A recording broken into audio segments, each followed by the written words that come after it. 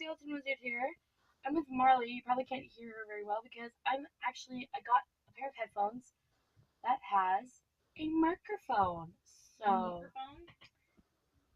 as Marley just said, a microphone. So I thought this would be the perfect opportunity.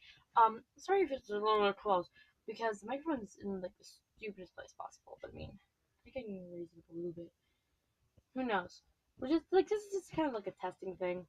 Because my real microphone is upstairs and it might need a new cord, and it doesn't like correspond with the tablet. So yeah. Anyways, we're gonna be reading chapter 10 of the Twisted Ones. So I miscounted. There's 5 more chapters. After I reach chapter 10, there'll be 4 more. So yeah. I've almost put a minute on this intro. Let's actually get into it.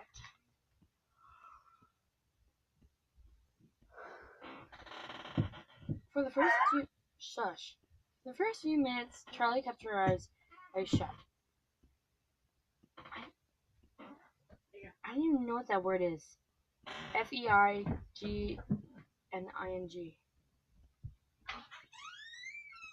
I'm just gonna say avoiding sleep, but after a little while she began to flutter on their roll. She squeezed her eyes shut, trying to force them to stay closed, but it became unbearable. She opened them into the darkness, and at once felt relief. The house had grown cool with night. The open window let in fresh, clean air. She breathed deeply, trying with each exhalation to make herself calm. She wasn't anxious so much as impatient. Hurry up, she thought. I know you're out there. But there was only silence and stillness. She took the disc out of her pocket and looked at it. It was so dark to see. It was too dark to see the details. Not that there was anything on it. She hadn't already memorized. A little light shone from the moon outside. But the shadows in the corners were deep, like there was something hidden there. They're eating up the light. She rubbed the side of the disc with her thumb, feeling the bumps of the letters.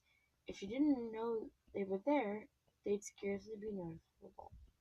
Afton Robotics, LLC. She'd seen pictures of William Afton, the man who Dave had been. Pictures of him with her father, smiling and laughing, but she only remembered him as the man in the rabbits. My father must have trusted him. He must not have suspected. He would never have built a second restaurant with the man who murdered one of his children.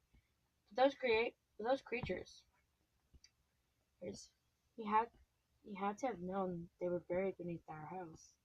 Charlotte clenched her teeth, stifling in a sudden delirious urge to smile.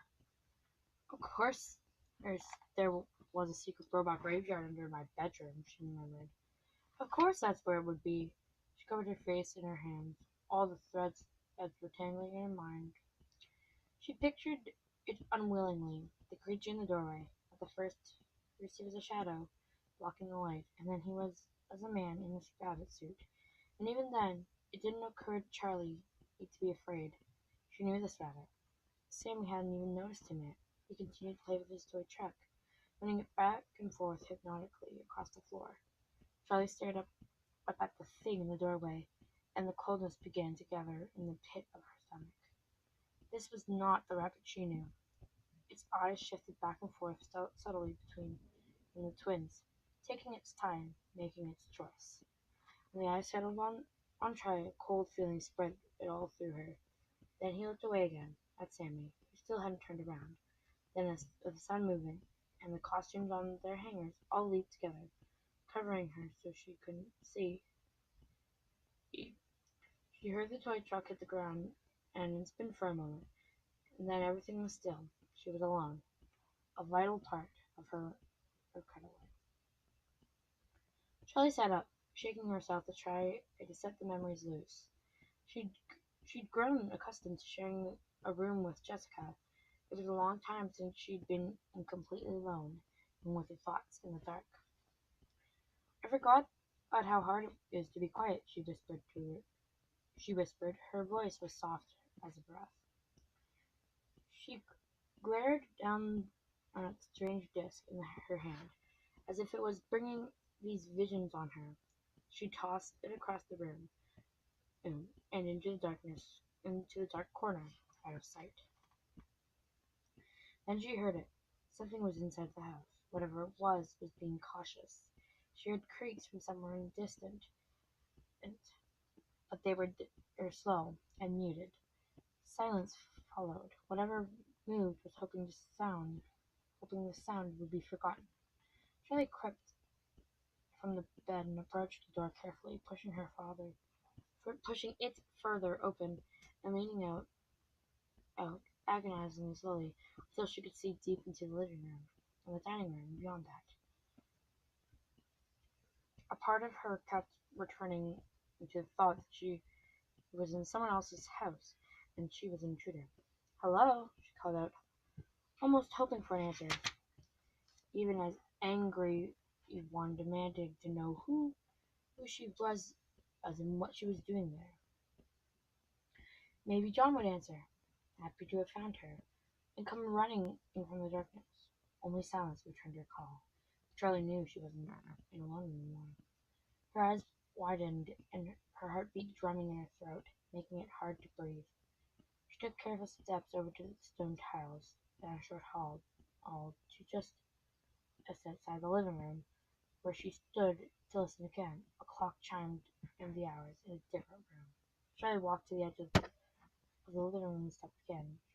She could see most of the house from here. She scanned the air for anything out of place. Doorways surrounded her like gaping mouths, breathing night air from the windows she'd opened. There was a long hall leading from the furthest corner of the living room to a different bedroom. It was one of the few places she didn't have a clear line of sight to. She edged around the leather sofa in front of her and across the circular rug that filled the room. As she walked, she could see more of the hall slowly revealing itself. It stretched out farther and farther. Charlie stopped mid-step. She could see into the far bedroom now. It was full of windows and blue moonlight, and there was something obstructing her view, something she hadn't noticed while she was moving. Now its silhouette was unmistakable. Charlie carefully looked around again, her eyes adjusting to her surroundings.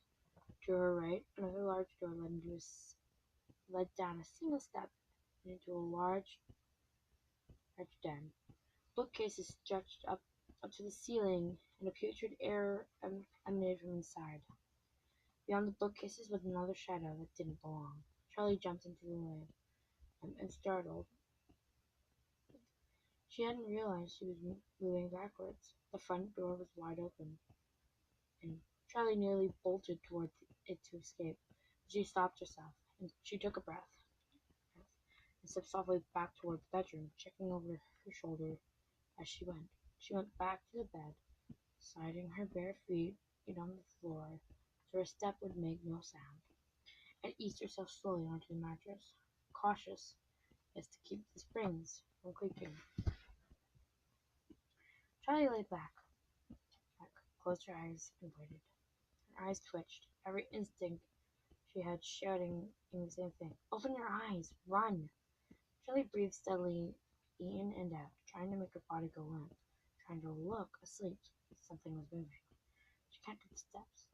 1, 2, 1, 2. Now, they were slightly asynchronous. Asynchronous. There was more than one of them. Two, maybe. All three. They were inside the house. One set of footsteps passed the door, and she let her eyes flutter open for an instant, just in time to see an indistinct shadow cross before the crack in the door.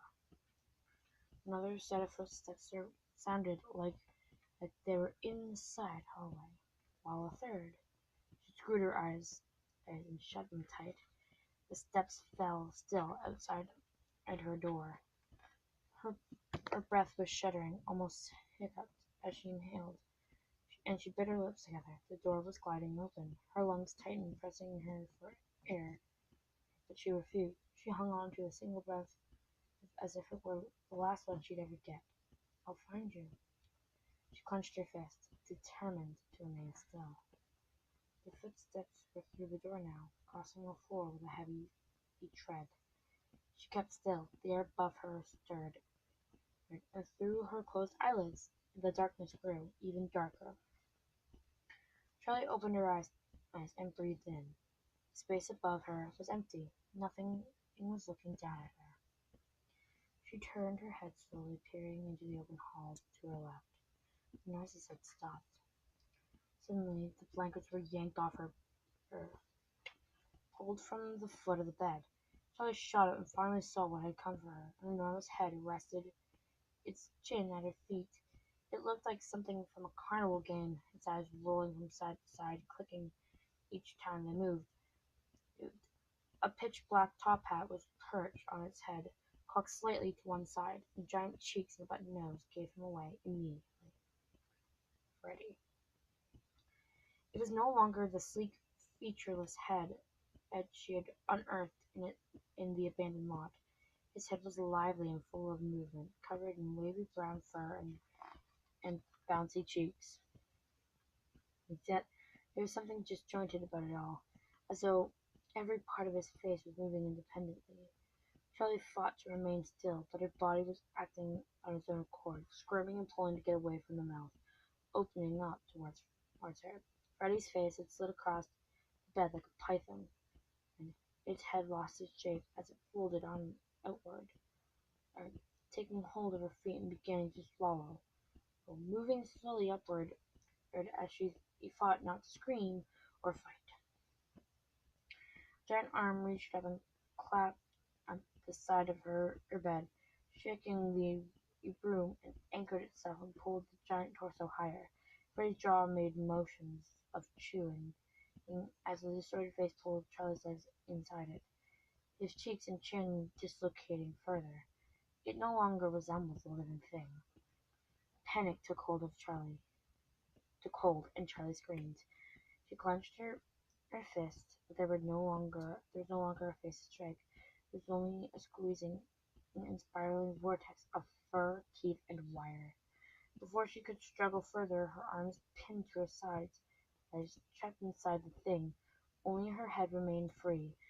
She gasped for her last breath, and was violently scooped up, consumed by the creature. Clay Burke stopped the car without slowing down.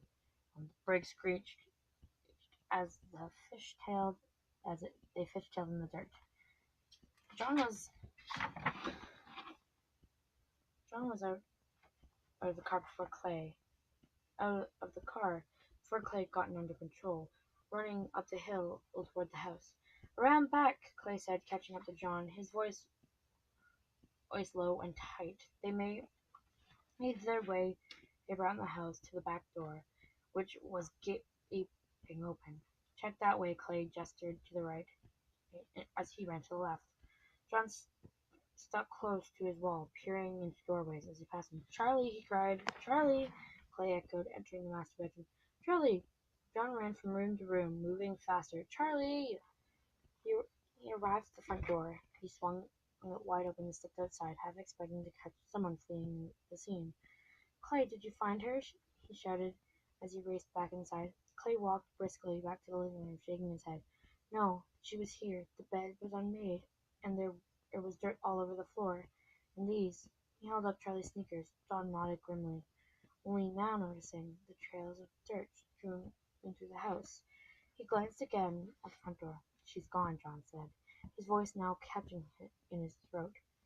He looked at the older man. "Now what?" he asked. Clay just stared at the floor and said nothing. Ooh, that's really, really, goodness me. That is. Oh God, Charlie, what happened to you? It's gonna be a very, very struggling and long wait. going to be a very, very long wait for that to happen. And not by very, very long, I just mean like not that bad. I mean, it's not even that many pages. It's just I'm running out of time to it. This was one of the shorter chapters, and like usually books has a few short chapters and a few long chapters, and this was one of the shorter ones. But I mean, this gives me any insight into the back of the fourth closet. I really hope it doesn't, but if it does, I hope Charlie's okay. Anyways, thanks for watching. I hope that this audio was better than the normal audio. If it wasn't, just say so, honestly. You don't have to hide it from me. I know the audio isn't probably isn't the best because my lips kept hitting the microphone as I was talking. So yeah, get excited for the anniversary because I'm animating it as of right now. And now that I have this beautiful little set of headphones, I can voice act it as well as it'll make it easier for me to voice act sister locations. So if you're excited for both of those, comment down below. Yeah, so that was chapter 10 of Silver Eyes. Sorry, not Silver Eyes, Twisted Ones. I'm a little skeleton wizard. Let's hope Charlie's okay. Bye, guys.